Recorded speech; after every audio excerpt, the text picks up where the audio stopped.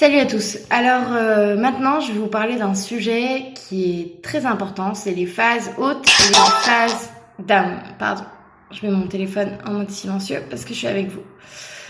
De toute façon, je suis énervée, j'ai pas envie de savoir qui c'est.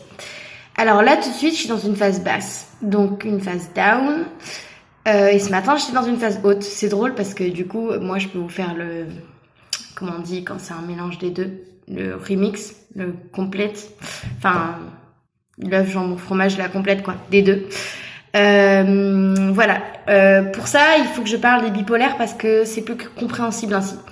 Une personne qui est malade, qui est atteinte de bipolarité, elle va avoir ce qu'on appelle des phases hautes et des phases down, des phases maniaques, des phases hautes quand elle est hyper joyeuse et des phases basses, des phases dépressives. C'est pour ça qu'on disait avant que c'est une maladie maniaco-dépressive. Donc, comme j'ai déjà dit, pour un bipolaire, ça peut durer 2-3 semaines, 2-3 mois, une phase. Et pareil pour l'autre phase.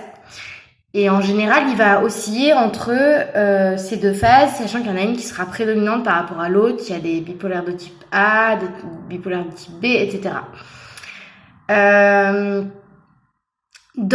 Je vais juste faire une parenthèse vite fait pour les phases hautes des bipolaires.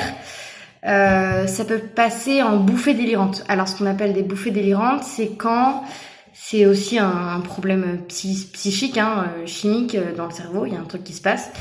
C'est quand le cerveau pète un câble. Je saurais pas le dire mieux exactement, mais je connais plusieurs personnes qui en ont fait.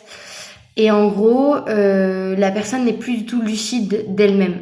Elle peut avoir l'impression qu'elle est le Christ, elle peut se balader à poil dans la rue, elle pète un câble. Elle a plus conscience de la réalité. Je sais pas ce qui se passe exactement, mais c'est vraiment chaud.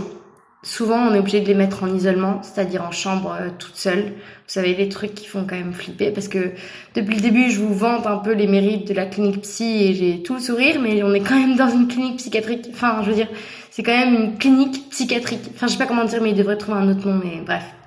Je vais essayer de pas être trop énervée et de prendre les choses à la rigolade, parce qu'après tout, la vie est compliquée, mais très intéressante.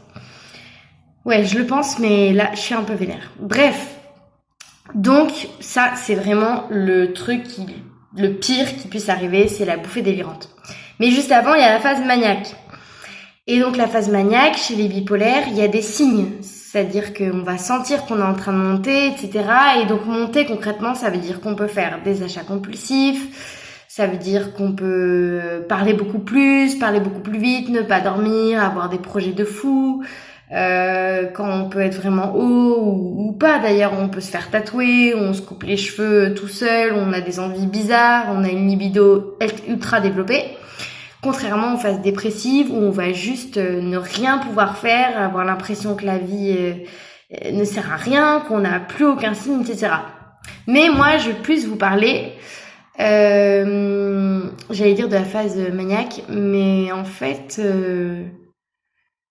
je vais plutôt vous parler de moi en fait. Donc ça c'est pour les bipolaires en gros. Mais si vous voulez des questions, n'hésitez pas à le redire dans les commentaires. En gros, phase maniaque qui peut durer... mais imaginez, ça dure 2 semaines, des mois et ça fait que augmenter. Ou alors ça augmente et ça fait un plat. Enfin c'est l'horreur quoi. C'est vraiment horrible. Et il faut pas comparer les maladies, mais ça c'est chaud quoi. Et le bas, phase dépressive, demandez pas à un dépressif, je parlerai de la dépression une autre fois, mais demandez pas à un dépressif d'aller faire un footing, quoi. Il est juste, son cerveau, lui envoie juste des informations comme quoi la vie c'est de la merde et qu'il peut crever comme ça. Enfin, je sais pas comment dire, quoi.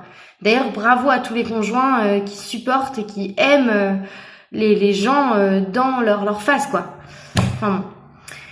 Moi, je vous parlais de moi. Donc moi, comme je suis cyclotimique, ce matin, j'étais en phase maniaque. Donc si vous avez vu ma vidéo de ce matin, pour ceux qui me suivent, c'était une vidéo plutôt normale. Ça a commencé juste ma phase maniaque. J'étais crevée, mais après, j'ai commencé à faire des visios, à appeler des gens. Ça, c'est parce que j'aime le faire.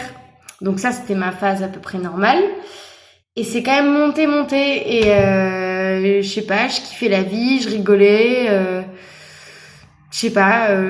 j'ai pas fait une grosse phase haute, mais juste j'étais excitée. Mais ça, c'est parce que j'étais fatiguée. La cyclothymie, c'est compliqué parce que Ça peut être déclenché par tout et n'importe quoi. Donc là, je sais pas, j'étais fatiguée et du coup, c'est plus monté en mode névrose, quoi. Enfin, excitée, tendue. Et là, je suis dans une grosse phase basse. Je viens de pleurer toutes les larmes de mon corps en parlant toute seule dans les champs. D'ailleurs, si vous voyez des personnes qui marchent toutes seules en gueulant dans les champs, c'est soit moi, soit moi. Je sais pas. Ou s'il y a quelqu'un qui fait ça, pareil, donnez-moi son numéro parce que ça m'intéresserait d'échanger avec lui. Et bref, je vais pas vous parler de tout perso, mais j'étais juste énervée, quoi. Et j'aurais voulu que vous me voyiez il y a un quart d'heure parce que je pleurais et que j'étais très énervée. Et comme ça, vous auriez eu un aperçu de la phase dépressive. C'est un peu violent, mais comme ça permet de se rendre compte du truc. Donc là, vous voyez que je suis en phase mixte, ce qu'on appelle. C'est-à-dire, en même temps, je suis excitée et en même temps, je suis énervée. Voilà. Tout ça, j'ai appris sur le tard. Hein. Il y a plein de trucs que je connais pas. Simplement, ce que je voudrais dire, c'est fuck cette vie qui est hyper compliquée, quoi. Fuck cette maladie, en fait. En fait, c'est pas elle qui va nous prendre, c'est nous qui allons trouver notre équilibre. Parce que je sais pas, alors mon psy, lui, il veut pas trop donner de diagnostic pour pas mettre d'étiquette, j'ai déjà dit, je crois.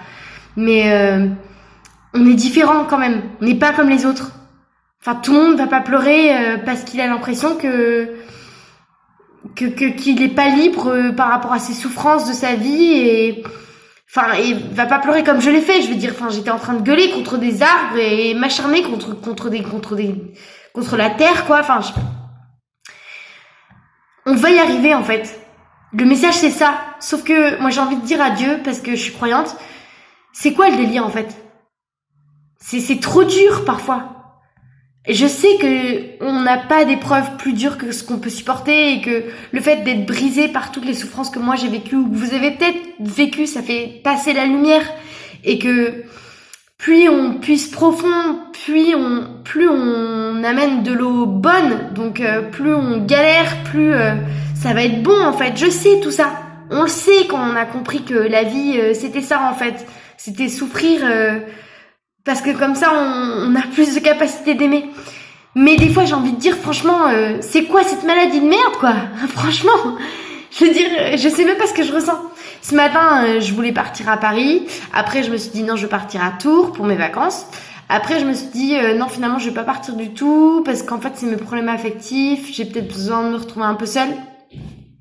What? C'est n'importe quoi. C'est n'importe quoi. Et c'est pas assez reconnu. Et il faut absolument que tout le monde soit au courant qu'on galère dans des hôpitaux tout seul ou en parlant juste avec des amis parce qu'on peut pas en parler ouvertement. Parce que notre cerveau, il nous dit des trucs contradictoires. Et je sais que c'est mon cerveau qui foire, en fait. Parce que quand je vais retrouver ma lucidité, je vais être tranquille et je vais savoir que la vie, elle est comme ça et que j'en ai bavé, moi, dans ma vie et que c'est pour ça que j'ai plein de traumas et que c'est pour ça que je trouve que la vie est difficile.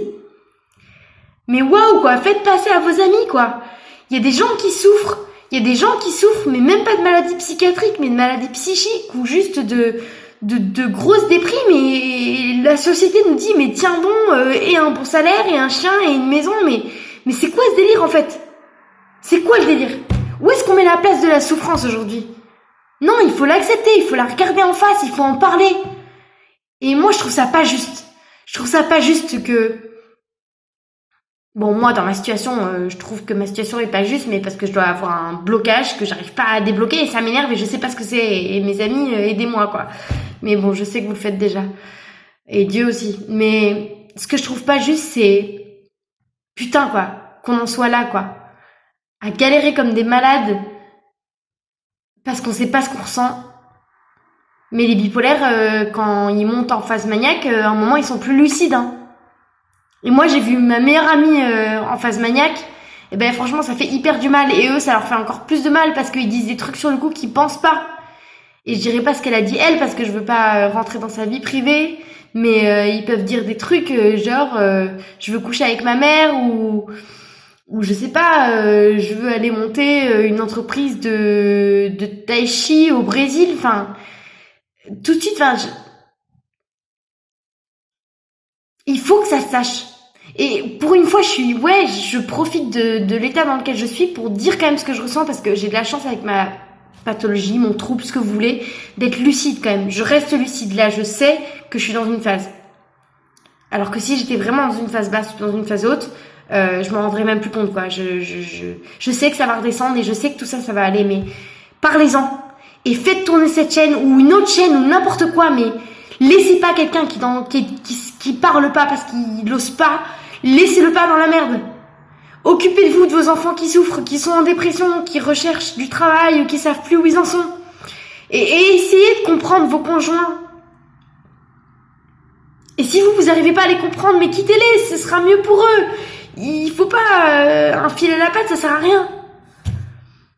Voilà, donc j'ai fait aucune pause dans cette vidéo parce que j'avais juste envie de dire ce que je pense. Et je sais que je suis lucide, je suis pas folle, et personne n'est fou d'ailleurs. Tout le monde est soit dans la névrose, c'est-à-dire dans la... J'en parle enfin, dans la folie consciente, donc dans la bonne construction de soi en gros, soit dans la psychose, c'est-à-dire dans la pathologie, c'est-à-dire il y a quelque chose qui a vrillé en gros dans votre cerveau, enfin il y a quelque chose qui va pas, soit dans l'entre-deux, donc borderline, ou état limite, ou cyclotimique parce que c'est un nouveau truc, je sais pas vraiment où est-ce que je suis moi, mais en gros il y a ceux qui ont bien construit leur vie et qui arrivent à avoir une construction psychologique bonne, enfin pas bonne mais que c'est logique, ça marche, et ceux qui arrivent pas et qui galèrent comme nous. Et putain, mais pourquoi ça se rejoint pas, quoi? Pourquoi on fait pas des barrières, putain, lapsus, quoi? Pourquoi on fait pas des ponts? Waouh! Pourquoi je suis là dans cette chambre à attendre des choses de certaines personnes qui se rendent pas compte du tout, en fait? On est seul face à soi-même. Et c'est ça le plus dur. Mais par contre, on peut être des soutiens, quoi. Voilà.